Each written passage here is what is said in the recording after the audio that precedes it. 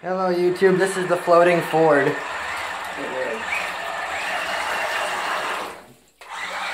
I've made it out of a train twister.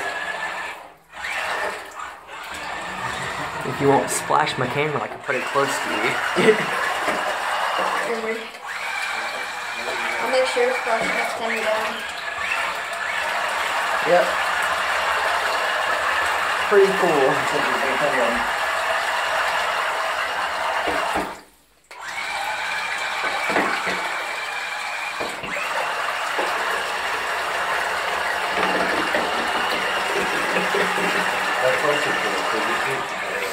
If I do it, my camera's in risk.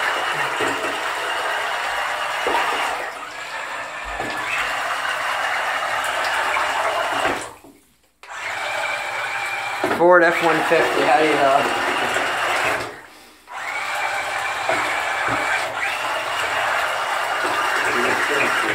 Huh? Do a spin.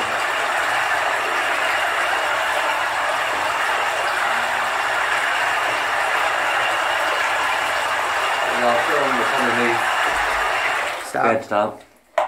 It's just the battery pack. It's just the battery pack underneath. Mm-hmm. And that's all. You can put the body on.